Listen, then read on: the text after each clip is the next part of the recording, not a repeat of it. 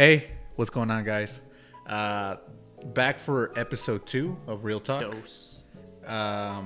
First of all, we want to start this episode by individually thanking people, or Yeah. like people that tuned in and caught the first episode. And once again, from our part, thank you so much for those that watched the first video and gave us feedback. Yeah. Yeah. It's very valuable. Advice, like especially people that give you genuine advice, like from their experiences, it's so valuable. And I listen, like even if it's like, I don't know, like weird advice, it's still, someone trying to help. So I value that so much. So, well, first off, Oh, yes. Cheers. So in the last episode, we talked about, having some brews in front of us. now And we're I'm actually like, doing it. Yeah, and like, you know what? Fuck it, why not? Yep, Cheers, brew. let's go. So, some people that I know watched the last podcast beginning to end includes PK. Parker? Oh yeah, dude. Yeah, I love PK, dude. yeah, I love dude. PK. And he loved it, man. He loved it. Also, outside of the Smash scene, old buddy Alan of mine, Alan Castillo, he listened to it beginning to end, and he was like, dude, thank you. This makes long drives go by so quick. And I was really? like, yeah. So he listened to it during a long drive. Uh-huh. Then beyond that, Slaps listened to it from beginning to end. Ian. And I'm trying to think of who else. Ooh, my brother. Beginning to end. Yeah, dude. nice. Yeah. And, we really appreciate it. And it really goes a long way. Like, coworkers, friends that listen to this, like, just spread the word too, Yeah, definitely, because once again, one of our objectives for this podcast is to help anyone in need, and not anyone in need, but anyone that's going through something that doesn't have an answer for it, or doesn't know how to resolve it. Maybe the things that we talk about here can probably solve it. It's like, hey man, like, fuck, I didn't know about credit scores. I didn't know getting a credit card was so important. I didn't know that, like, until a year ago. Definitely. So yeah, like, not only that, but I could see us eventually talking about mistakes and, like, stuff we've learned from, and people could learn from our mistakes without making those mistakes themselves. Definitely. So that in itself is huge. Yeah, that could be covered on a different episode, stuff like that. Yeah. But yeah, man, like that's what we were trying to do, man. That's all what we're generally here for, and just here for basically as like a support group. Yeah. Like something for support, I guess. Yeah. And speaking of, we're talking off camera about how we want to get, like, more back and forth going. So, especially on the YouTube video, comment below with random questions. We're doing an AMA next week. AMA. So comment below with questions, things you want us to answer, and like, we can get more of a conversation going with everyone watching. Yeah, definitely, because we want it to be a more involved kind of like program. Yeah, we can talk amongst ourselves and like talk about random stuff or stuff that within our topics, but we also want to include you guys into the conversations, because I know you guys also have like other opinions or other questions, or I don't know, statements that you want to tell us or ask us. So we want to include that into what we're doing here with the podcast. Exactly. Yeah. So yeah, next week. So yeah, when watching this episode, as Devin said, put your questions in the comment section below, and we will answer them to the best of our abilities. Yeah, and we'll just talk about them, talk about answers to those questions from our own experiences. And big thing is, like, we'll just, we try and keep it 100% genuine. Of course. And nobody's perfect, so of course that's hard to do. But basically talking and giving, like, your own advice and experience without an ideology, like, if you come forth with an ideology and, like, it's like an opinion, right? Well, if someone criticizes that, it's like, oh, that's just the ideology though. But no, this is stuff we believe in. this is stuff we back with our own personal emotion, so it has more weight to it. Yeah, definitely, because like we're talking from what, as you said, from what we believe in, and what, you know, what our past experiences were, like our lessons from said subject, you know. And like it's something that weighs of like that weighs a lot, that can probably impact like anyone. And in a way, it does kind of make us vulnerable. It does make us vulnerable in that we're like leaving ourselves open to criticism.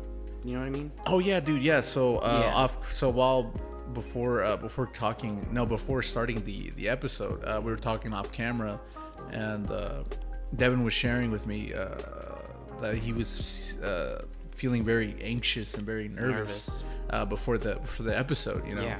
And I told him, I was like, dude, like one of the reasons why, you know, podcasts are so, like, I guess what's the word I'm looking for? Strong or so impactful? Yeah, impactful is because, you know, it's an aid for people, that it's an outlet. Well, but this is an outlet, basically. It is. It's an outlet. It is. And usually, you know, like you're getting yourself in out of your comfort zone, and like exposing, like, or trying to expose your innermost person. Yeah, who you are, like who you are as a genuine person. And that was like 2 days ago, especially, where I woke up in a terrible mood, you know, and it was akin to like how I woke up every day 2 years ago. And it's just kind of a reminder that, like, overthinking is something I could easily fall into. Like, even now, you know, even at my best, overthinking could still, like, attack me. And so it's all about staying resilient, you know, and fighting through it. And if anyone is dealing with similar things, nervousness, anxiety, especially with either YouTube videos or just talking in public, you know, let us know down below. Maybe we could offer a little advice, because I working as a waiter for like 2 years, that got me out of my shell, I would say. Yeah. That, and then of course the Smash scene. Well, yeah, exposing yourself to like a huge amount of people, or a large amount of people, or like around you, is definitely can be overwhelming. Yeah. But it's all about like getting used to it, and feeling the vibe for like different people and whatnot, and just accommodating to what your persona is, and basically, I guess, finding yourself and who you are, or what character you develop once you're exposed in that kind of environment. Yeah. Because I mean, I would like to say that I like to think that, you know, my whole life I've always been a people person. Yeah. But since I started working, or working with older people, because I was always kind of like, you know, I'll stick to people my own age, stuff like that, you know, like I was kind of like reserved towards the older people. Okay.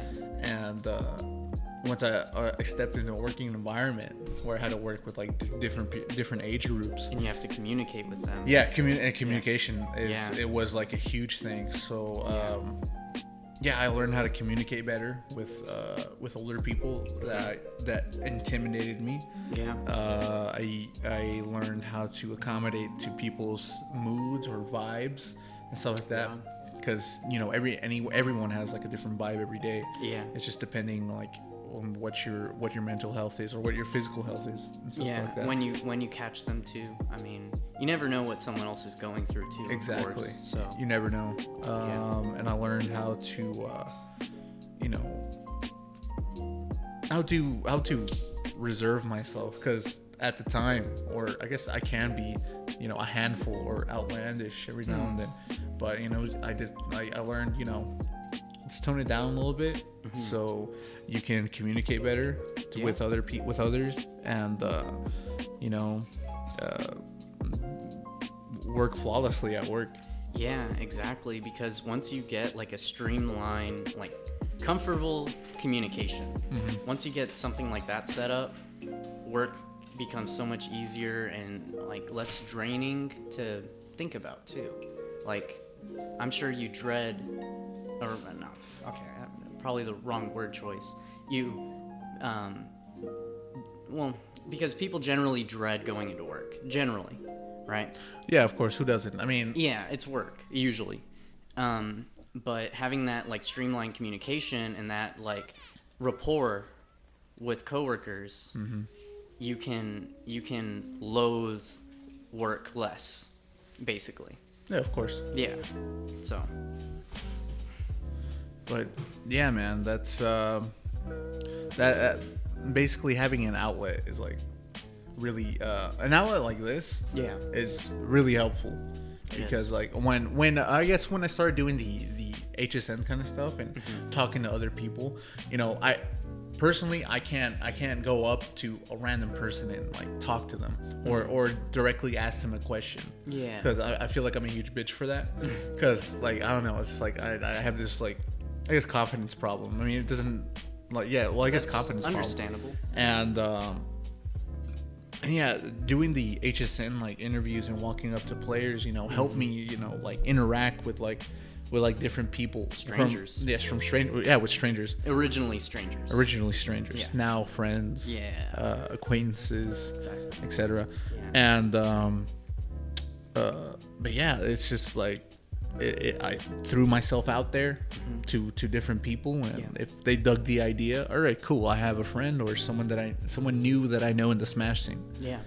So And, well, I could go on a bit of a tangent about that because networking, in a way, and I didn't even do it intentionally. I never went about networking on purpose in the Smash scene. I just tried to be a genuine guy all the time. My personal thing, it might be a bit selfish, is that I just try to be remembered fondly by people. Like, that is my thing, usually.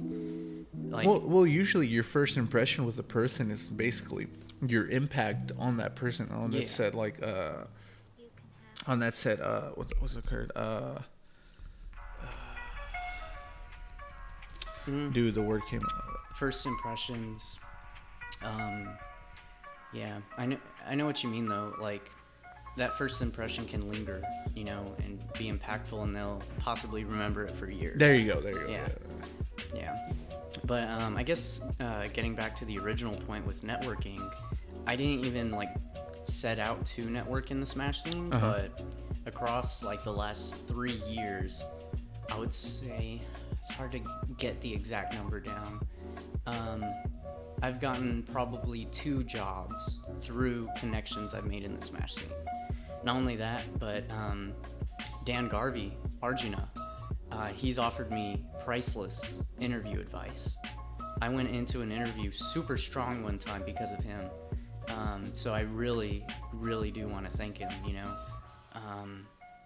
And in general, networking, it can be really, really good. Like, It's opportunities. It's very beneficial because you never know what comes out with like the people that you meet Yeah. on a daily basis. Yeah. Because like I think that's one of the things that we go through when we grow up or as we mature. We meet different people and we learn different things about different people. And like personally, I guess we'll touch on the topic now. One of our topics for the episode is mentoring, so I guess we'll go directly into that now. Yeah. So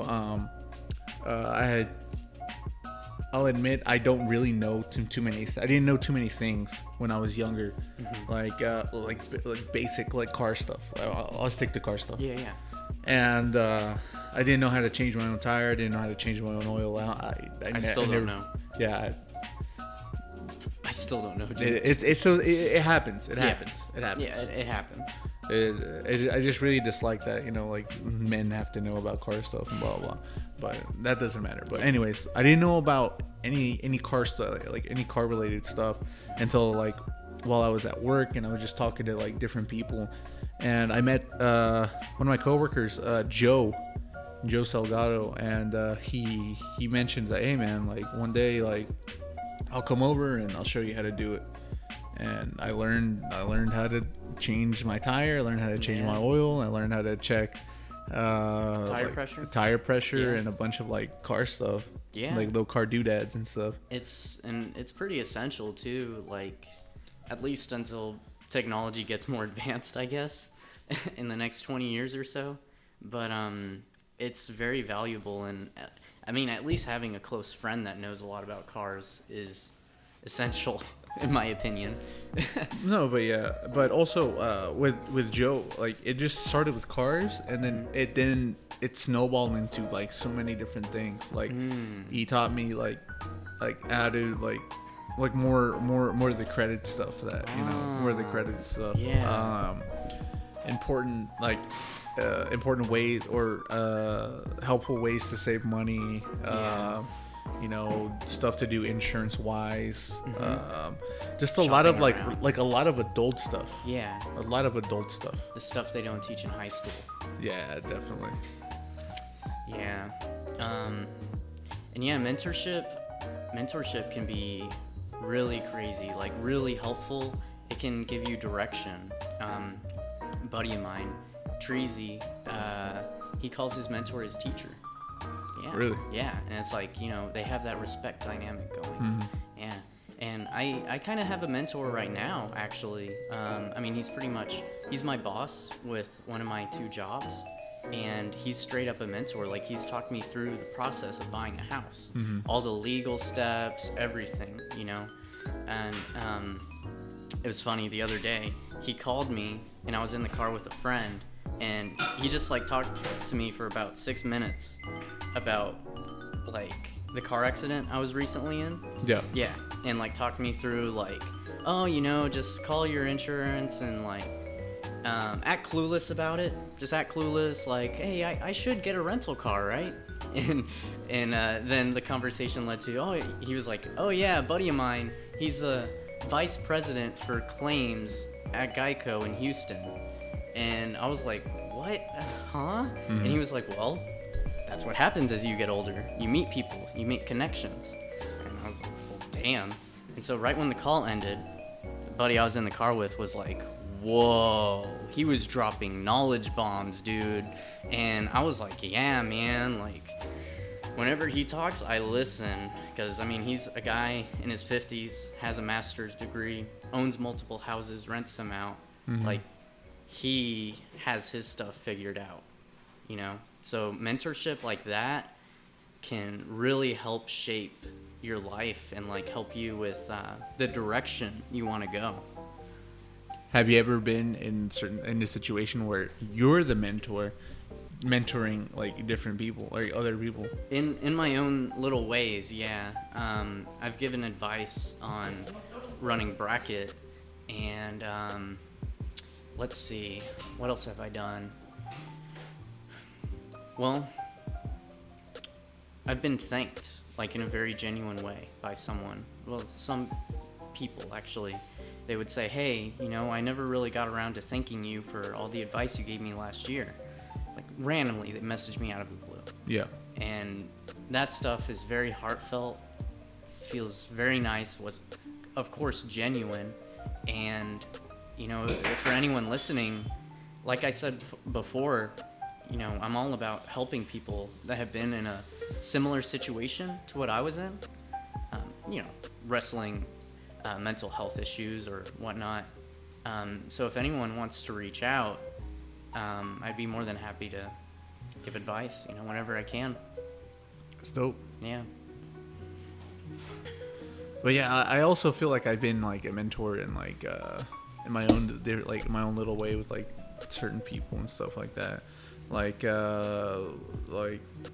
they usually what they ask me is like, hey man, so what do I do in the gym? I get a lot of gym stuff. I get a lot of gym stuff. Because you're Mr. Swole Guy. I used to be Mr. Swole Guy. I used to be Mr. Swole. No, you still not kind of are. You still are. I'm still not as much as I used to. Not as much as but I'm back on the gain train. Okay. I'm back on the gain train. I remotivated myself while I was away in Mexico recently, and bought 2 tubs of protein after a year. So I'm back on the gain train. So stay tuned.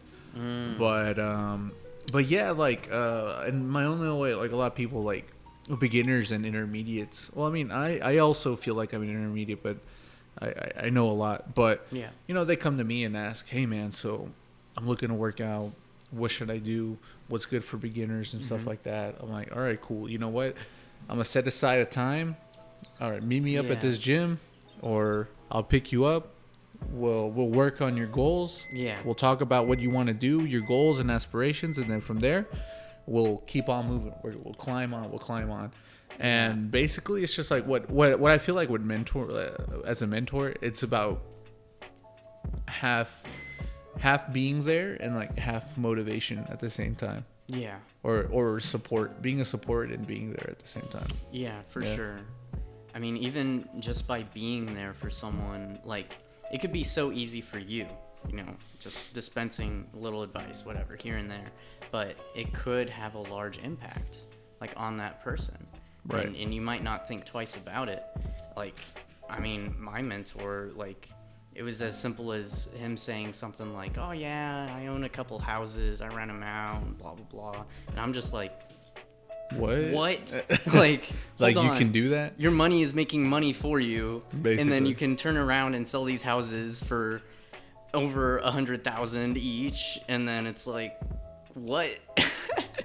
So, and he's like going to like real estate meetings, and he's still, of course, learning every week or whatever month too. But yeah, like it's crazy. You never know, like what little advice someone will give that'll just click in a big way. Basically, you have to end up like appreciating any little advice that people give you, like in general. Yeah. Like, cause like that little advice can go a long way. Yeah. Like in the long run. Because like you can like go back like maybe 10, 15 years from now and think, oh shit, man, like, you know, the reason why I know this is because this X person told me to do this, and it's kind of the reason where I'm at now. Yeah. You know, so it's like basically like appreciate anything that anyone is offered, like any help that's like being offered to you or is given to you. Yeah. Because as I said before, you never know when it's gonna when it's gonna help in the long run. And also, pay it forward. Pay it forward, dude. Like, for example, how I was telling y'all about how I've gotten 2 solid job opportunities where I actually started the job and everything in the last few years because of the Smash scene. Yeah. I've gotten people jobs. Namely, I'm sure he wouldn't mind being named, Deluxe. I helped him get a job. Oh, really? Yeah, and he very genuinely, months after starting, was like, dude, thank you. Like, this job is amazing. It's chill, and I'm like building up my savings, and it's awesome. And, you know, stuff like that. It's hard to put into words. No, yeah. Whenever you get comments like that, like, or like feedback from like, let's say from like from a person that you gave advice from, like advice to, like, at a certain point, like, and like they tell you, like, you know, thank you, dude, like what you said and like, or the things that you did that kind of inspired me, and like, you know, and it kind of shaped me to where I am today. Yeah. Because I'm on that front. Because when I'll go back to the gym reference. When I started working out, I had this friend that just gave me this intense tough love, dude. Because intense tough love, but it was a way how to shape me to where I'm at today, where I'm disciplined, and like it's from there that I've been able to go to the gym 4 to 5 times a week for like when was that, 2011? No, 2010, for like close to 8 years now. Damn. Yes, it's work, dude. It's work. You gotta stick with it. It's work. You need the discipline, like, and you know, I look like a skinny guy. I am a skinny guy, but I did P90X technically twice. You know, I did it for like 150 days or so, like 2.6 or 1.6 times. Right. And the only reason why I stopped was because I went into wrestling in high school, and I did wrestling for about a semester until I devoted more time and focused solely on track. And track, dude, as a junior, I was on varsity, and I was like our top 3 at a certain point. I was number 2 at Langham Creek in the 800 meter run. That's cool. Yeah, I was my personal best was 2 minutes 10 seconds, which for some people, holy fuck. Well, for some people that's half a mile. Yeah. So if that was extended across a mile, which I couldn't do, by the way, would be 420. Yeah, blaze it, boy. Yeah, but 210 was my record. And I went running recently again, and actually a handful of times. And I'm looking to get back into it, but also I'm looking to bulk up a bit for the first time.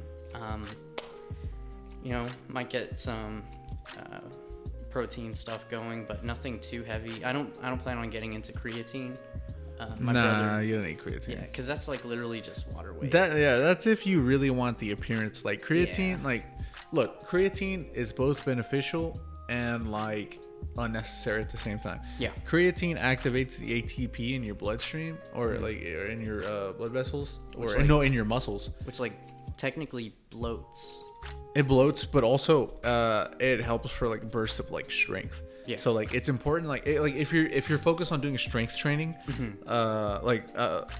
creatine is basically an aid to like help you, maintain that strength and or help you increase I guess your personal best. Increase your weight or increase your regiment and keep you and give you a little bit more endurance at the same time. Okay. But it's basically the legal steroid. I guess, yeah, that's how it could be viewed. But yeah, dude, if you ever want to bulk up, dude, hit me up, man. Yeah, I'm thinking of getting a membership, same gym you and Treasy go to, right down the street, 24-hour, like I could go at night. What? That's so cool. I might legit actually sign up, because even if I get dumbbells, I don't know, I'm kind of done with working out at home. I've done that. And that's the thing, like whenever you work out at home, like, I mean, it works for for others, right? Yeah. But like, if you just get dumbbells, they're just gonna be collecting dust, like they did for me in your in the corner of your room or whatever. Yeah, if you stop. Yeah. If you stop, because I've seen that happen in so several occasions. Yes. Several occasions. Like I've been to like friends' places, and that used to work out, and they still have their dumbbells. I'm like, dude, so you still curl, bro, or what? Yeah. And it's like, nah, dude, I don't even touch those. Like, oh, god damn it. Damn. But anyways, straying off from the main topic. But yeah, dude, like mentoring is I also feel like it's a huge responsibility. It is, because I don't want to say that you're being a father figure, but you don't want to steer them the wrong way. Exactly. Yeah, you don't want to steer them the wrong way, and it's easy to, because you could give advice in a slightly like twisted way, in a twisted like mentality or perspective, and it's just about keeping it genuine, talking from your experiences, because talking from your experiences, whoa, yeah, like it's one thing to regurgitate information you've taken in, and there is some value to that, of course, but talking from experiences, like information you've taken in and like certain events and situations you've experienced, and you regurgitate the information you've taken in, your experiences, into valuable advice, and you dispense that advice to someone, you can't put a price tag on that. You can't. But yeah, dude, mentoring is a huge thing. It is. Yeah. But man, let's move on other topics that we got. So the another topic that we wanted to touch on this episode was roommate etiquette. Oh yeah, that's a big one. Yeah, so I recently I was thinking about, all right, let me rewind. Here, you keep going. I'm just gonna step aside and grab another brewski. Yeah, go ahead. Oh, if I'm still half. Yeah, go ahead. Yeah, so to rewind, I think back in like 2012, 2013, I was living with a couple friends of mine, and it was my first time living alone, or living on my own, or living with friends, I guess.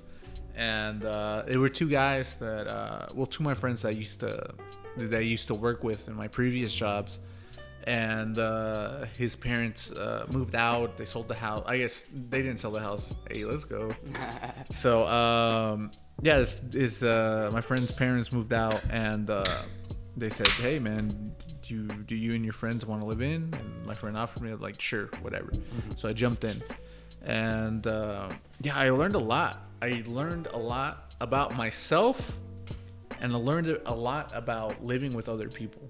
Living with strangers, even though they were my friends, they're still strangers in a way, Yeah. because like you truly don't know them in their true like at home situation. Yeah. Yes, because like when you meet a friend like in like let's say the Smash scene, right? You know how that friend is in the Smash scene, right? In public. But you don't know that friend when it's behind closed doors. Well, not only that, but even if you go to a friend's place and you hang out there and you think, oh, this guy He's pretty tight. He's pretty tight. He has a clean room. He's a cool guy.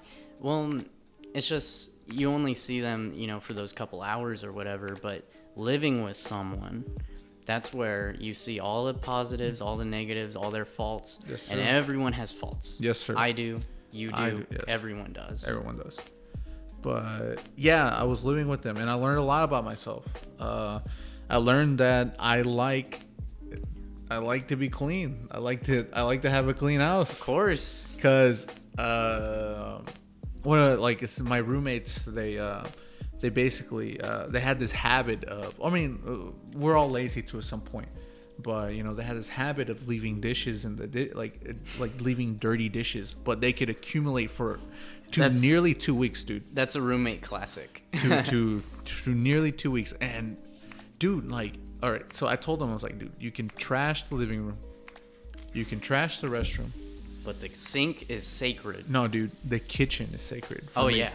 For me, the kitchen is sacred, because they would make food for their meals, obviously, and they wouldn't clean up, dude. They wouldn't clean up, and it just got on my nerves, because it's like, dude, I have to use this shit too, man. Yeah, and bugs, dude. Look, if there are food particles around, bugs can start accumulating, dude. That's how they live. Yes. And then it's yeah. So yeah, and like I communicated with them, and I told them, hey man, like, can you please keep the kitchen clean, or can you please wash your dishes or the stuff that you use, because what if I need to use them for my lunch, and let's say like I'm kind of like pressed on time from work, and I'm running late, and I gotta cook my meal, but I can't, because I gotta clean all these dishes, I gotta clean all this Tupperware that you're fucking using, I gotta clean the pans. What a pain in the ass, dude. dude. It is. So it's very inconvenient. So, yeah, man, I feel like if you're living with someone, be a little bit considerate. Oh yeah. With the people around you, like, oh man, so like, all right, like I guess I'll strike back to the kitchen. It's like, oh fuck, so I know Devin uses this dish. So let me clean this dish for Devin or something shit like that. Dude, so a strong mentality that has served me well is clean up after yourself 100% and then some. If everyone had that mentality, the world, roommate etiquette, like what, it wouldn't even be a question. Like, because, well, what do I mean by that? What I mean is, not everyone is perfect, of course, and even I leave stuff around, and So making popcorn, let's go. And like, my roommates could leave stuff around too, and so if I just pick up the slack a little bit for them, and like, I'm already washing the dishes, I don't mind washing these 3 more that happen to be other roommates, like whatever, and then they return the favor, it's like the dynamic is way more healthy, and if someone is crunched on time, then someone will have your back, and then vice versa, you have their back. And when they're in a time crunch, they're working 60 hours randomly one week. Like, you never know. So, cleaning up after yourself and then some. Especially, by the way, that will be huge in relationships and for eventually married couples. Yes. Clean up after yourself. Because living with friends is kind of like a preview of how your habits are whenever you live whenever you start living with your significant other. Significant other. Yeah. And it's like, oh, dude, like, kind of have to shape up for that, Yeah, you gotta. All right. Basically. Be on my best behavior. I gotta bust out the gloves. Yeah. And the fucking on the sponges and shit. Yes, sir. But yeah, I feel like we should all be a little bit considerate to the people that we're all living with. It's a shared space. It is. And I mean, yeah, you can trash your own room. That's fine. Kinda. Or the restroom. But you know, like if it's a communal place, you know, just pick up after yourself, you know, because like you never know, like if your other roommates will like, you know, appreciate it. It's the little things that your roommates will appreciate, you know, stuff like that.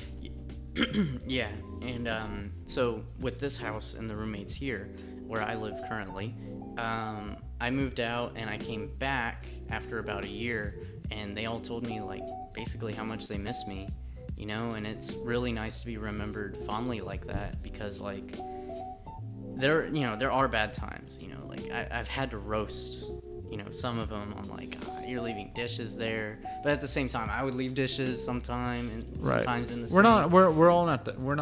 We're not all perfect. Yeah, but you know, I go about it in a very friendly way, and being open to criticism is huge. Being open to criticism, taking advice, and like I understand how hard it is to change, but after a period of time, after a length of time, if you actually are serious about it and genuine, you can make that change gradually to being a more cleanly person, for example, and people notice that and they appreciate you. And you know, I'm very grateful that that's what I had. It's good, man. Yeah, it's also like the way that you approach, like let's say a problem, like let's say trash is overflowing, right? Yeah. Your roommates don't see that, but you see it, you know, like, hey man, like it's about, you know, bringing up the topic in the most non-dickish way possible. Yeah. Because one way of doing it is you look at a bunch of trash and you think, all right, if this happens again, I'm moving out.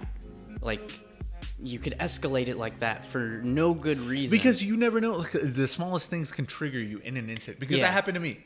Because I was working at nights and I'd come home and I'm like, all right, it's cool. a mess. I'm gonna make some food, right? Or make some mac and cheese. And then I see the fucking like silverware all in the sink. Like I had no forks left, and I'm like, fuck, you know, raging. Triggered, literally. Yeah. And it's like, god damn it, these people can't fucking clean. But you know, the next day, you know, I told them, hey man, last night I came home from work. I was trying to make some food, and you know, I saw the forks, you know, were dirty and in the sink, you know.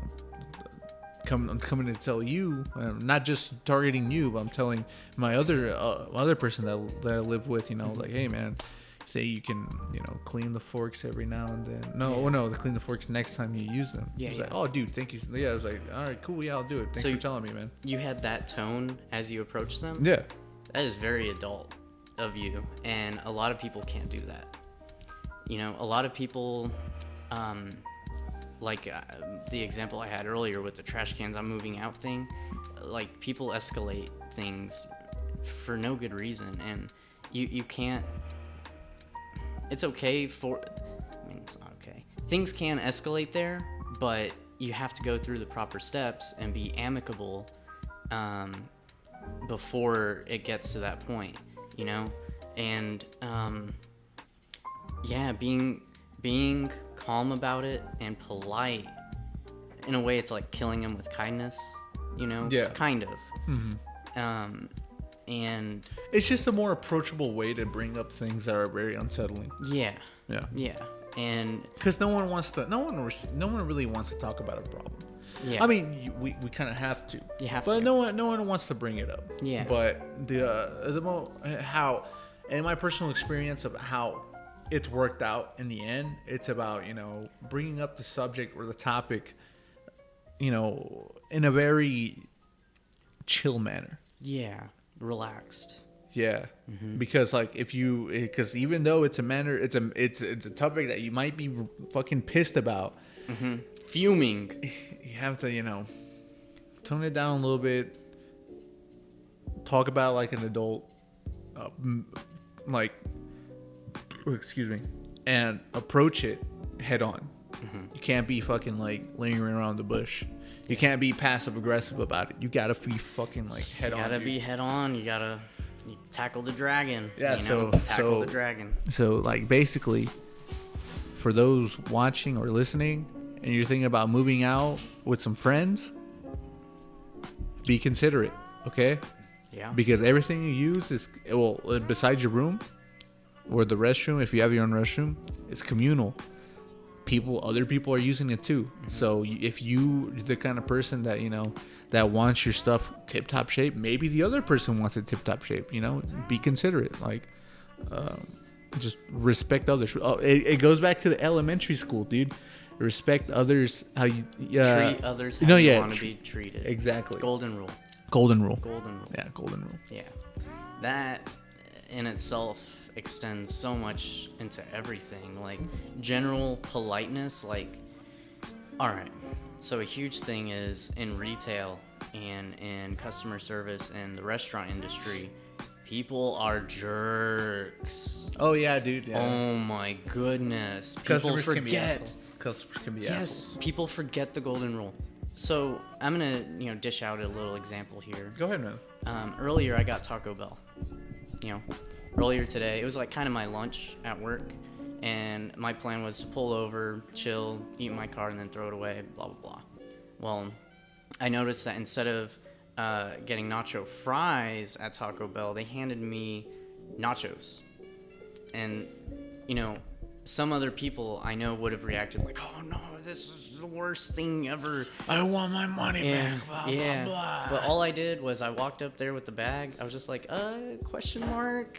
And they were like, oh yeah, you're the guy. Hey, we messed up. Here you go. Here's nacho fries. Here you go. And I was like, oh, here's the chips back.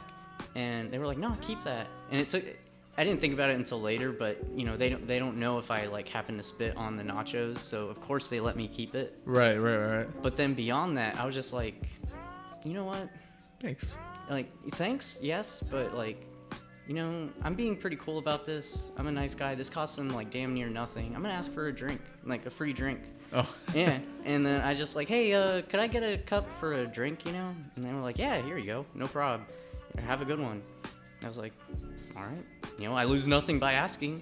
I didn't yell at anyone. I was just being a chill guy. Yeah, dude. Yeah, that's one thing. Like, you never know until like you ask. Yeah. You never know the outcome because like usually like, what do you lose? Yeah, you literally have nothing to lose, so it's like, all right, why not? Literally, why not? Yeah. So another valuable advice: don't be afraid to ask. Don't be afraid to approach. Mm-hmm. What you gotta lose? Well, unless if it's like something dire important, all right, then maybe. But depending on the situation. Yeah, I mean that advice can apply to nearly anything. Talking up that one girl at the mall that you randomly see. Oh yeah, man. Just like, hey, let me get your number. Let me holla. Like, what do you have to lose, dude? It's literally a stranger. Just go for it. Go for it, man. You have to strike that confidence too. Yeah, and I could actually go on and on about this. It's about how you carry yourself. Yes. It's all about how you carry yourself, dude. Yeah, man. The kind of like aura you resonate by how you walk, how you feel, how you carry yourself. If you walk with confidence, dude, and you just carry yourself, I mean, even if you're not successful, carry yourself like you're successful. People are drawn to that, naturally drawn to that. Yes, sir. Yeah. It's basically the loudest. People are going to listen to the loudest person in the room. Yeah. And it doesn't have to be literally the loudest person in the room. It can be, the way that you act, or as you said, how your posture is and stuff like that. And dude, it really does draw in a lot of people. You're likable in so many different ways. Oh yeah. Like, who wants to be around the guy that's like, all right, this was me 2 years ago. Hey, yeah, I'm Krebs. Like, what's up? Or, yeah. Okay, that was probably me like 5-10 years ago. But these days, I'm just like, what's good? I'm Devin. I'm Krebs. What's Fuck up? it. Yeah, what's good? Like, let's go. Yeah. So, that in itself is a huge change, man. It really is, because like I learned that like when I started going to the gym and my little because I was super insecure when I was younger, Understandable. I was a chubby kid back in the day, And you know, I would have never guessed. Yeah. I didn't see. I didn't know. Yeah, and I had I had a lot of insecure issues, and also like I would be really nervous to talk to girls and stuff like that. And you know, it's just one factor that can help you. Like, well, it could be anything to help you boost your confidence up. Yeah. So like for me, it was the gym, right? I mean, as most people do, you know, they go to the gym to work on themselves. Of course. And just, you know, just like seeing like the smallest, like, I guess, bicep bump, I was like, holy fuck. And then from there, I noticed it that like a lot of people that like when I started working out in junior year, and then when my senior year came around, I knew a lot more people, and I was like, fuck, dude, I wonder why a lot of people like are like talking to me now. It's because I fucking carried myself. Yeah, you it's how I carried fucking yourself carried in that myself. certain way, and in a big way. And there's like a community that talks about this all the time. It's about your frame. So that's a terminology that's used in this one certain community online called the Red Pill. And I know a fair bit about it, right? And Who doesn't? It's a Matrix reference. yeah, okay, so That's if you're woke. the premise is, yeah, because I told you this before, off camera, but the premise is Morpheus from the Matrix offers you the blue pill and the red pill. Blue pill, you go back to your regular life, and red pill, Matrix spoilers, by the way. It's a 90s movie, get ready. Dude, you had like 28 years yeah, to watch you've had it. years. I saw that as a kid. I've seen it multiple times. You take the red pill, you find out that you've been in a virtual reality world the whole time. Your body and all of the human race has been used for batteries for robots, which people have talked about and it doesn't make sense, but it's sci-fi, whatever. So you find that out and you basically go into the real world eventually. So the red pill community is kind of about that. Like they basically look into content and especially psychology, because psychology applies to literally all human beings. Literally all human beings.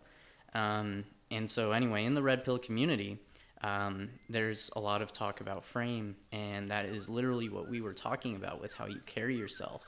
And in a way, your frame can be a self-fulfilling prophecy. You carry yourself in a positive way, you act like a successful person. Well, it's only a matter of time until you are, in fact, until it pays off. And a successful person. Yes, sir. Yes, sir. Yeah. Because how you carry yourself, it transcribes to what your mentality is. Because like, all right, cool. Like, I'm just gonna, you know, be the little cock of the walk and stuff like that. No, just slightly.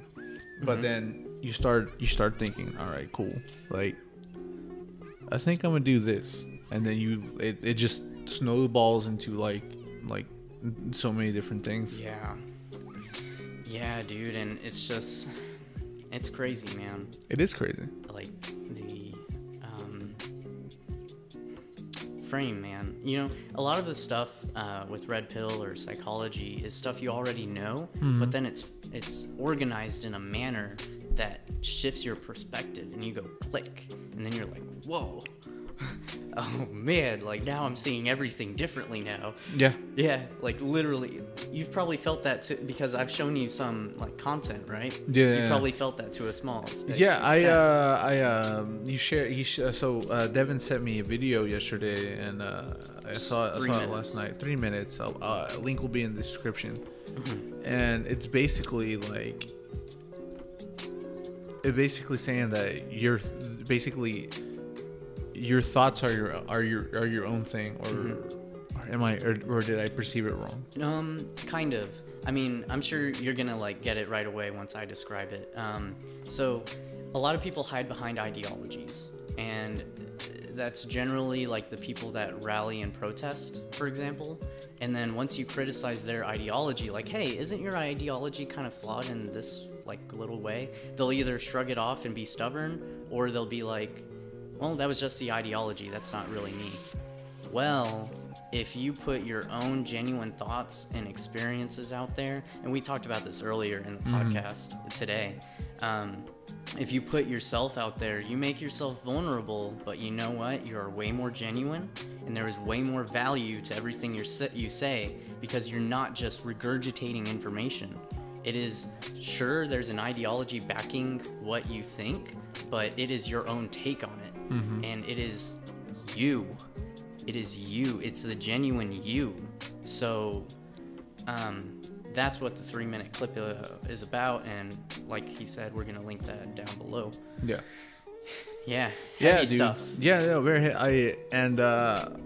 It kind of like it hit me. I was like, dude, like, don't be a sheep, man. Exactly. Don't be a sheep. Never. Like, yeah, like be your own self. Yeah. Because like that's the only way that you're gonna like also be content with yourself, and also like have just a bit more happy. Yeah. A little bit more happier when you're basically like putting your own thoughts and opinions and your own like ideology, I guess, out there against a certain subject. Hey man, you're better than other people that just join the masses. Yeah, exactly. Yeah. Set yourself apart. Exactly, yes. And even if you're in, like, for example, a red pill community, which is filled with men and women, by the way, even if you're in that community, you'll find you yourself are unique. Whereas in general, like, people that, say, associate as Democrats or Republican, they kind of blend in with each other, and people don't really stick out from a crowd. Well, in the red pill community, I could say that you could pick someone out and they would have their own beliefs, and they would be more real and genuine about what they're talking about.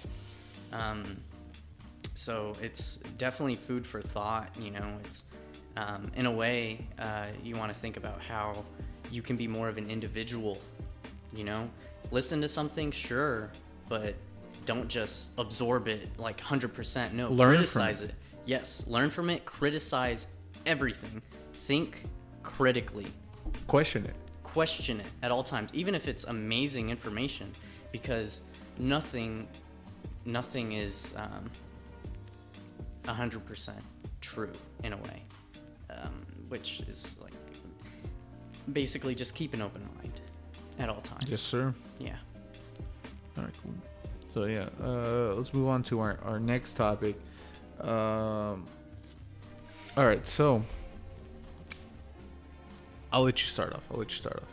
This is more you than me. I'll grab another brew. Go ahead, man.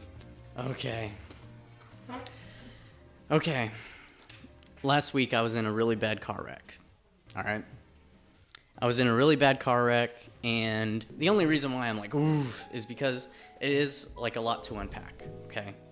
So, I got into a really bad car wreck. Essentially, think of a highway. There's 7 lanes. There's 3 lanes on each side, and then the middle turning lane, right? Well, I was in the middle lane of my 3, and there was a guy in the middle lane of the 7 coming up. And he's starting to turn, but I had the right of way entirely, but he decided to start turning anyway. And so I'm thinking, oh my gosh, all right. So I slam the brakes and I swerve. I swerve to the right because, like, if I went to the left, I would have smashed right into him right away. So I swerve to the right and kind of go with them. And halfway through braking in the swerve, I realize I'm not braking and swerving to dodge them. I'm braking and swerving to minimize impact. And so, you know, it's the situation, time slowed down and everything. And I hit like the back right of their car, and they skidded off into the grass, and airbags. And a lot of people don't know that. There you have airbags on the side. Airbags on the side. Yeah. Like I think it was like around 2010 or so. Those started. They started doing that. Yeah. To avoid like a shit ton of concussions, because it wasn't enough with the one airbag. Yeah. Not only that, but glass from the left. Right. Yeah, it protects you from glass. So that's clutch. Very so anyway, Anyways. Airbag smacked me, and I'm sitting there. You know, I come to, my car is smoking. My lights are on, and I'm thinking, okay, the front left of my car is screwed. Like, I already know that. I'm not a scientist. I'm not, you know, a car manufacturer, but pretty sure, like, even just, I haven't even seen it yet. Pretty sure the front left of my car is just completely screwed. Kind of fucked, yeah. Yeah. So I literally, like, crawl out the right side because I can't open the left door. Like, it might, like, fall down on me. I don't know. So I go out the right side, go up to the car slowly, and I ask the two guys inside, "Are you okay?" And they go, yeah, we're okay. Are you okay? And that's when I'm like, blood. Fuck. I have a bloody nose. Oh, dude. Yeah, and I'm like, well, this is it. This is from my airbag. I'm good, guys. I'm good. Like, this is the worst of it. All right, I accept it. Like, that's okay. At least I didn't like fall out of my car and like hit the glass. Like, no, the airbag like helped. So anyway, they asked me, oh, and I was like, okay, you guys are okay. I'm okay. That's all that matters. That's all that matters. And instantly, the passenger of the driver, was like, dude, yes, that is all that matters, straight up. And the driver was like, dude, why were you going so fast? And I was like, what? Why did you turn? And his brother roasted him too. His brother was like, dude, he had the right of way. And I was like, yeah, man, but here, I'm gonna take pictures, and you know, I'm gonna dial 911, get this all like documented. And they were like, oh, okay, like, wait, so you're gonna call the cops? Like, maybe we could work this out between us. And I was like, no, dude, case number, everything. You need a case number to give to your insurance. Of course. Yeah, both insurance companies. Yes, sir. Yeah. So, you know, I'm talking to the 911 operator after I took about 10 pictures of each car, like 10 total. And I noticed they're gone. The guys are gone. Tow truck drivers are starting to arrive. They're like lined up. Those guys are vultures, by the way. Oh, yeah, man. Yeah, they're vultures. Dude, they're there in an instant. Yeah, but anyway, guys are gone, and there's a random lady screaming, and I'm like, tow truck driver's like, who's that random lady? So I get off the phone with the 911 operator, and tow truck driver's like, oh, that random lady was like the brother's wife, by the way. Oh. Yeah. And I was like, what? And apparently, like, the guys, like, ran over to the parking lot, maybe tried to run, but then changed their mind, or they straight up tried to run, and the cops, like, were already there. I mean, the cops got there right after the tow truck drivers, by the way. Uh-huh. So cops got there, and you know, I go into the ambulance, they look at me, they take my blood pressure, it's blah blah blah. I'm like, hey, this is what my taxes go towards. Bet. Let's go. Bet. And then so the cop is like, here, can you come ID the driver? I was like, all right, yeah, I'll ID him. Sure, I remember. So he shines a light. He brings me over to the cop car, shines a light in the back seat through the window. The driver was passed out drunk in the back seat. Passed out completely drunk. Fuck, dude. Yeah, and it's like, damn, dude. Like, I mean, maybe he was gonna try and go away and lay low until he could come back, where he would pass the breathalyzer. But like, dude, no. At that point, you just gotta stick around and like DWI, DUI. I personally have friends that have gone through that, and you just kind of have to bite the bullet. Like, you have to take the L. You have to take the L. Yes, sir. But because you're responsible to your own actions. Oh yeah. Like, he led himself to that situation. Him and his brother could have like taken a nap, like in each front seat or something instead. You know, his brother seemed more sober. I'm kind of curious why he didn't drive. But it just sucks because they were literally right across the street from home. Oof. Yeah. They were literally right across the street from home, and it's like, damn. It happens. So anyway, to kind of finish my summary of everything, the other guy's insurance, I have insurance. I've been paying off my car for 2 years, and you know, I'm getting the value of my car from insurance. So I'm starting to shop around for a new car, And you know, it's everyone came out alive. I mean, I do feel empathy and I do feel bad for the drunk driver, but it's like he put himself in that situation. Yes, sir. And I'm sure that's something he's gonna wrestle with for a while. He has to live with the decisions. Like, dude, I should Yeah. have not driven. Yeah, dude, and it just sucks. Like, I was literally on the way to work. I go into work at midnight, and it was like 11:35. I like just left the house, and it was like a mile down the road. Treasy came in clutch and picked me up, and we put all my stuff from my car into his car. Bunch of stuff, like, cause I have paperwork in there. Car accidents suck. Yeah, and my car is totaled. It's totaled. It got declared a total loss by the other guy's insurance and my insurance. So, total loss, and I'm having, you know, family friends message me, and friends, like, are you okay? And I was like, yeah, the worst I got out of it is what he knows.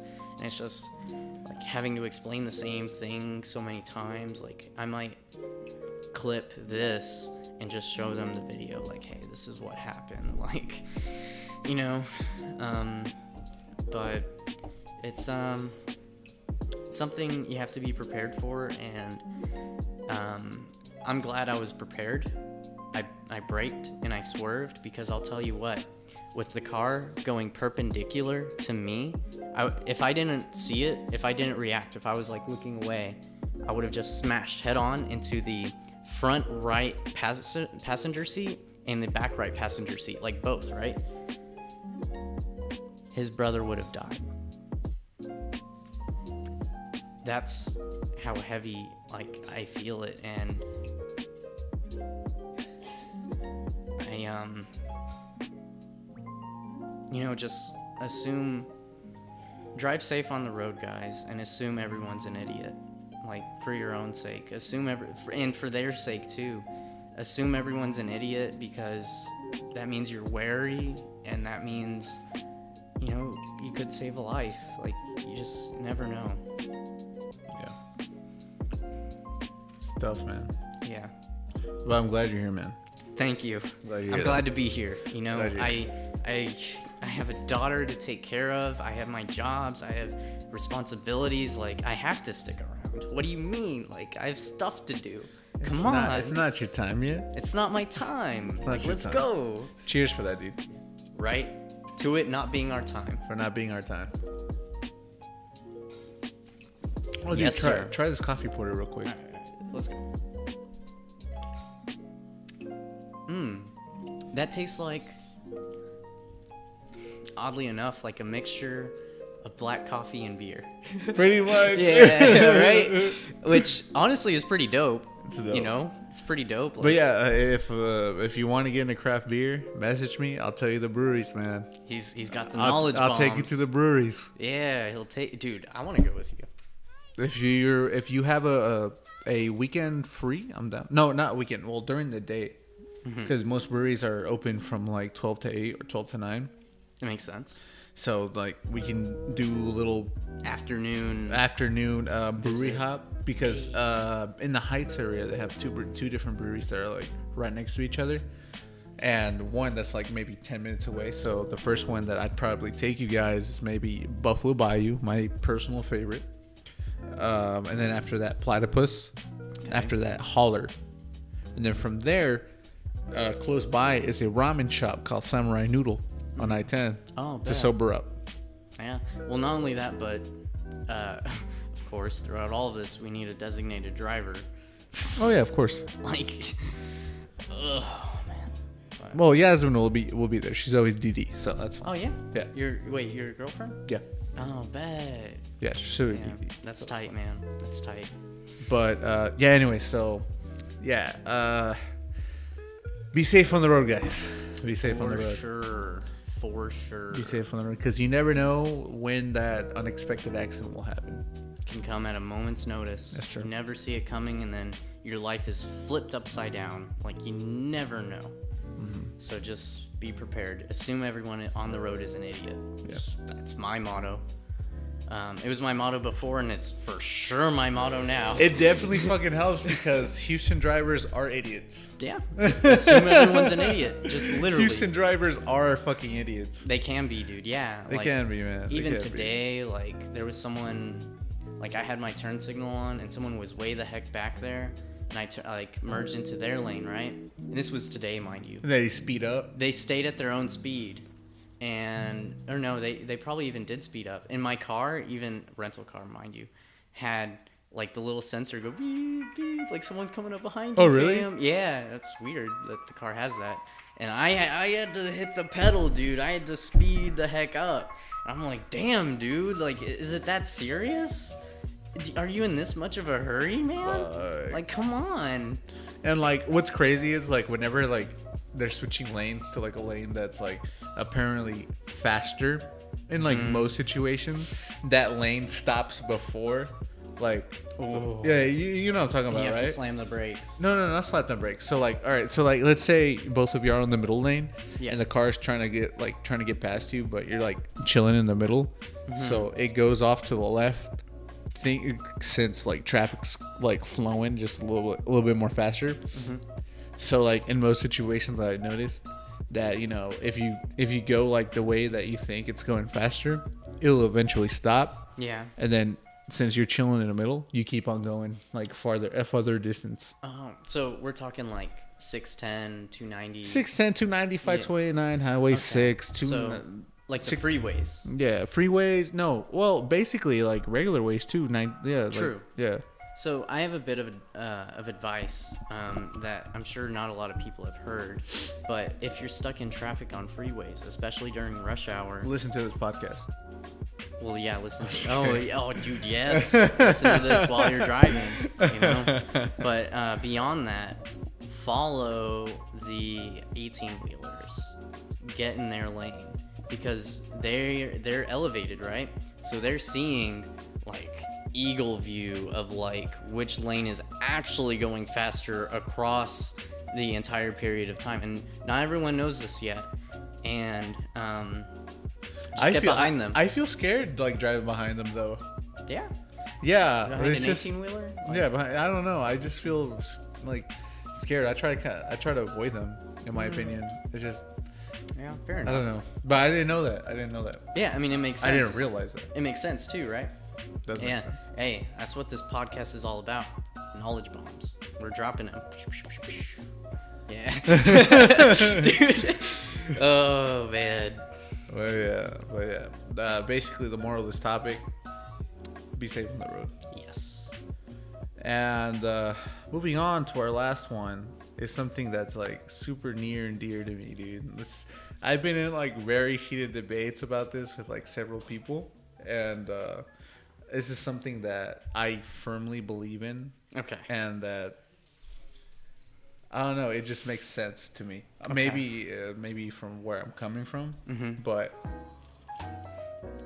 there's this ever-long battle between flour and corn tortillas. Yes. So It's a war. It is a war. It is a war because I am 100% purely corn tortilla.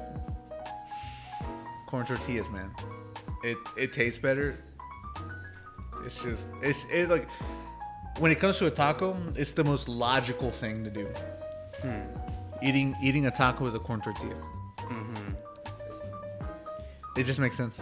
I can understand, like, okay, because flour tortillas, in a way, like, I've even kind of seen them as, like, edible napkins. Like, I'll, like, wipe my face with them, and then... Why would you do that? Why would you do that? What do you mean? Like, I got a little sauce on my, like, lip, I'll just... Like, even though I hate the flour tortillas, like, come on, don't treat a tortilla like that.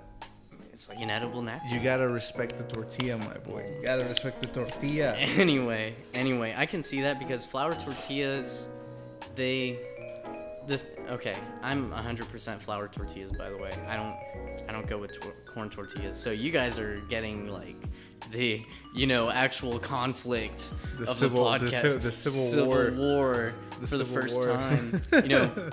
You and I were generally pretty agreeable people, but this is something that's like splinter. This is like food is super important.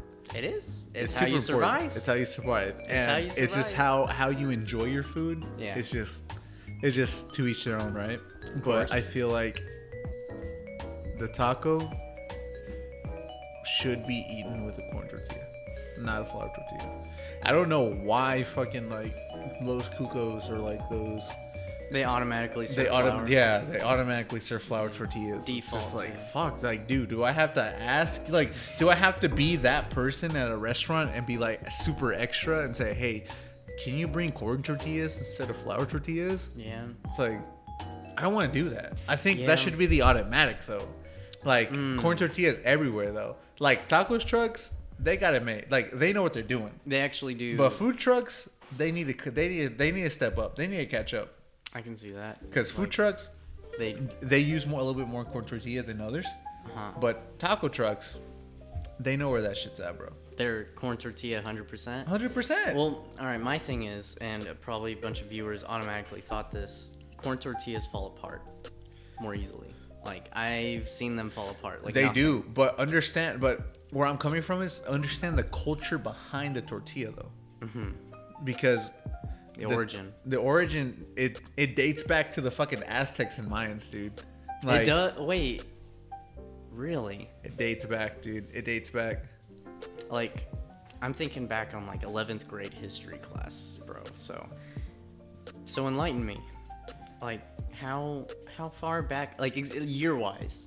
I don't know the year exactly. I can do some research. Hey man, you know that's a quick search. But Yeah, that's easily thousands. but yeah, look, all right. So when you think of the taco, Mm-hmm. what country do you think of, right? I think of the entirety of Latin America. You know, that middle, All right. So like Mexico, and then freaking Puerto Rico, like around there, and like all right, it's been a while since I've taken geography, guys. Lay off me. Then like, I mean, Colombia is like northern of South America, and then, you know, so I think of like those countries, those little. That's what I think of when I think like the origin of tortillas, and so if I understand something correctly, flour tortillas are more of a Tex-Mex thing. yes, Yeah. it can be considered Tex-Mex. Okay.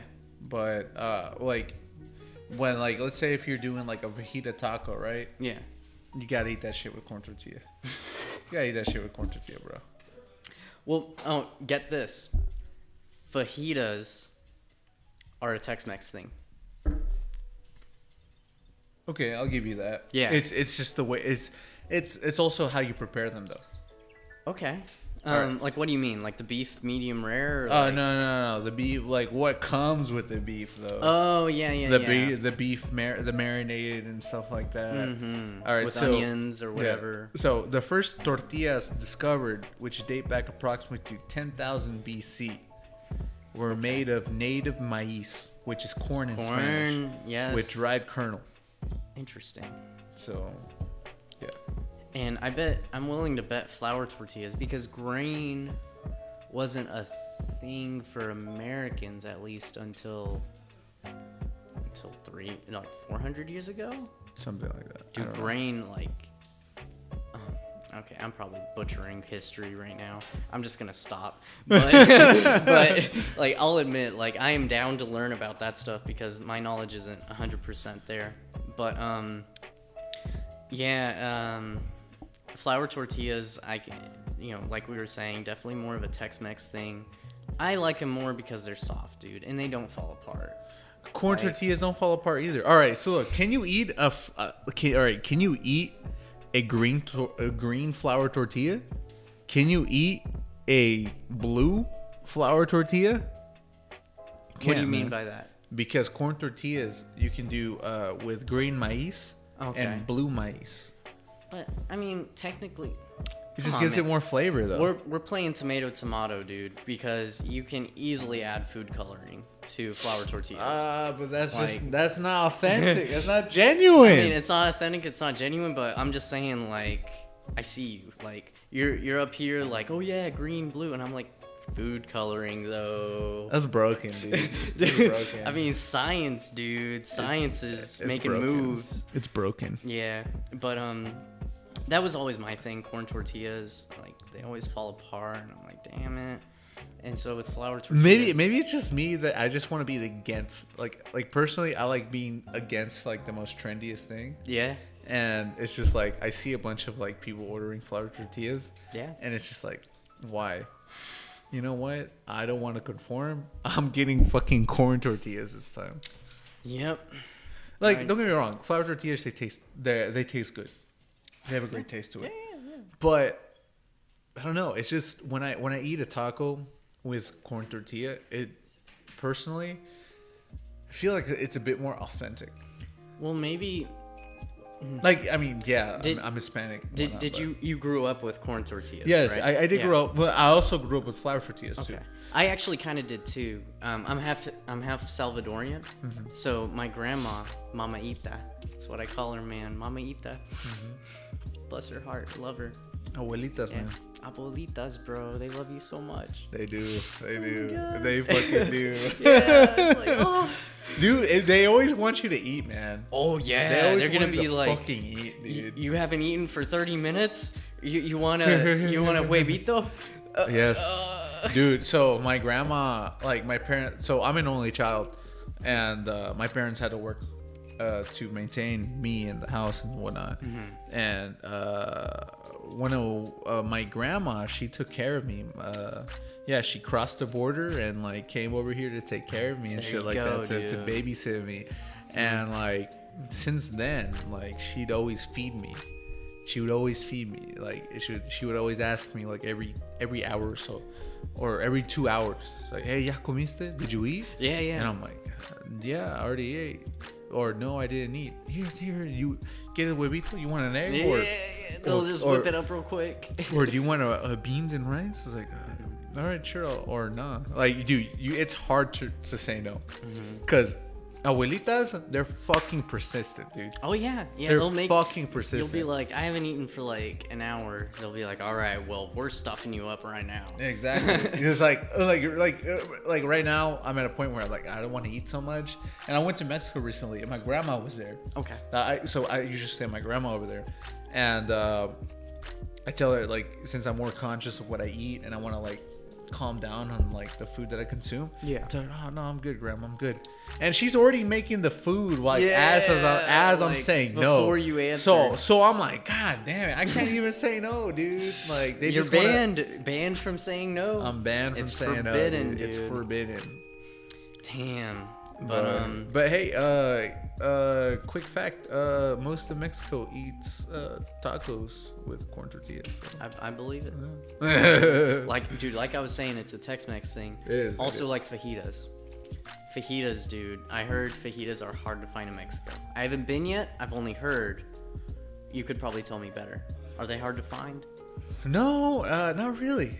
Not really. Okay. Usually it's the most common thing, but it's worded differently. Okay. It's worded differently. Instead of like fajitas, it's asado. Like it's. Oh yeah. Okay. It's more of a smoked kind of meat. Okay. Yeah. So, I see. Yeah. But they still bring it to you with the hot like. No. Oh. No, dude. No. So food over there isn't what you think. It's food not is nearly served over here. It's not nearly as flashy. No. So over there, the food is just plain and simple. So let's say, all right, no. So they serve you a form of chicken fajita, right? Yeah. But they won't call it chicken fajita. So if you're asking for a chicken fajita taco, yeah, over there it's just a chicken taco. Yeah. It's just a chicken taco. But there is kind of a difference between a regular chicken taco and a fajita chicken taco. No, it's the same thing. How it's prepared is the same thing. All right. So if you think about it. Fajitas are basically, I guess, cooked on like a skillet, right? Yeah. And over there, it's they are they're also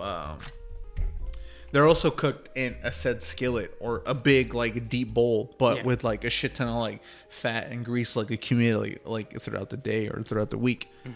But it's basically the same smoked, greasy taste to it. Okay. Like it's just not, you're not ordering it in Mexico like, quiero un taco de fajita de pollo. It's not like it's that. just quiero un taco de pollo. I want a chicken taco instead of a chicken fajita taco. Okay. And they automatically know it's automatically chicken fajita, but it's not identified as a chicken fajita. Interesting. Yeah. I'm overdue with going to Mexico, man. I have family there. Let's go, dude. I have family there. I have friends there, dude. I'm always trying to go to Mexico, dude. Nice. I'm always trying to go to Mexico. Dude, I'm down. Go back to the motherland, man. I love going. I feel like I'm at peace over there. Nice.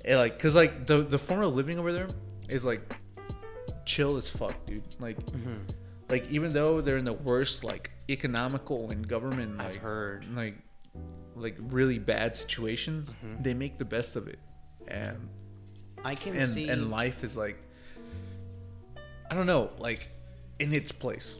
Well, what I can see there is that, all right, even if the government is being shitty right now, the economy is being shitty right now, they look at it as we have each other.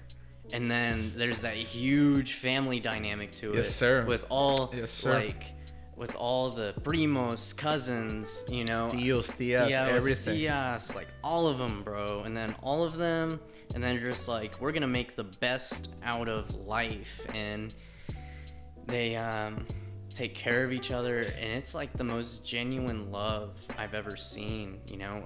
Like, especially like the Hispanic side of my family. I can say that I've seen the most genuine love that I've ever seen. And that's one thing that also draws me to Mexico so much, because being an only child, and I don't have, like, usually when I talk to another Hispanic, Mexican American or something like that, they always tell me, oh man, yeah, I was hanging out with my cousin the other day. I'm like, oh shit, so your cousin or your family lives here too?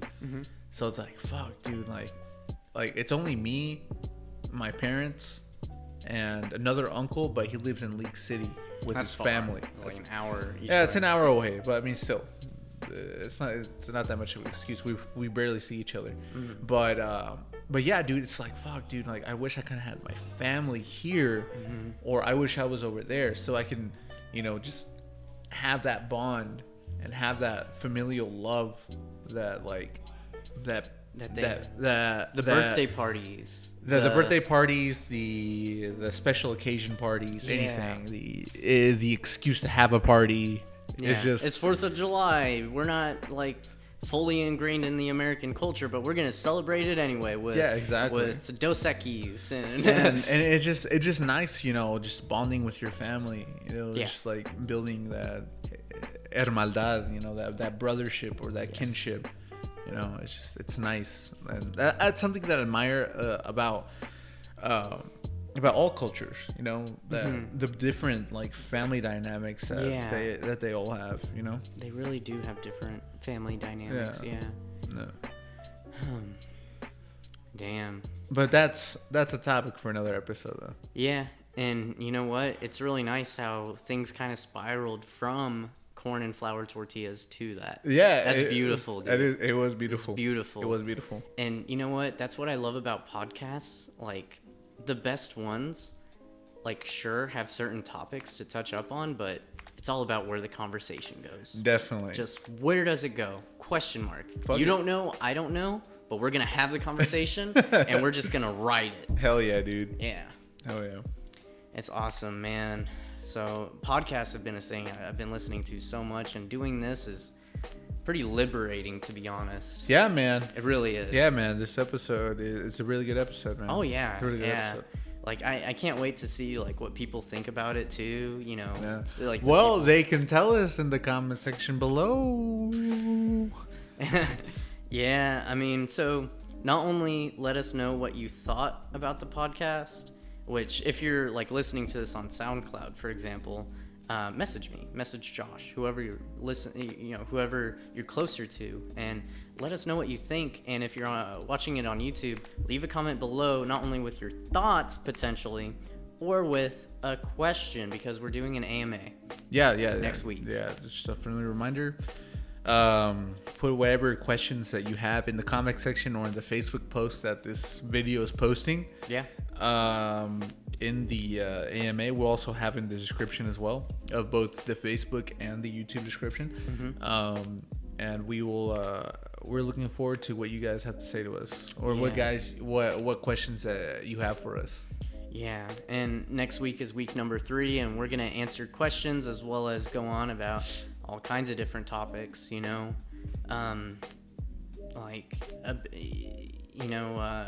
fun stuff like flour versus corn tortillas, which can even escalate into like family dynamics and culture and like Hispanic family love. Like what? Some deep stuff. Yeah. And also some other topics that are already inherently pretty heavy, like car accidents. So, we're all about talking about the stuff that people don't talk about daily. Yeah. And it's, like I said, liberating, because these are the things people don't talk about. Exactly. Yeah. And that's what I like about this. Yeah. That's what I love about this. Dude, yeah, that's what I love about dude, this. Like, I am down to sit down and do this podcast, dude. Like, it is so much fun. Yeah, man. But, yeah, just some closing statements, Be yourself. Be genuine. Yeah. And eat corn tortillas. This guy. I kind of eat both, but I definitely favor flour. But on that note, thanks again for watching. We truly do appreciate it. Yeah. Once again, we have the AMA coming up next week. Make sure you post your questions in the Facebook of its respecting post and in the comment section down below. And we'll be looking forward to talking to you guys next week, and with the different kind of topics that we got. Oh, so. Yeah, we got some stuff in the oven. Hell yeah, man. Yes. So. And the usual, like it just helps to mention it, even if it feels weird. Like and subscribe. Oh, literally just like and subscribe. Like, what do you have to lose? Of course. Like, just do it. Just do it. You're gonna get updates of when we do this. Make sure you press you click on the ding on the bell. Oh yeah, the little notification for notifications. Thing. Yeah. But looks like we're signing off. So like really, I really appreciate anyone that's listened to this from beginning to end, because yeah, it's a ride. Hell yeah, dude. It really is. It's a ride. But yeah, once again, thank you guys for watching, and we'll catch you in the next one. Dude, let's go. Peace.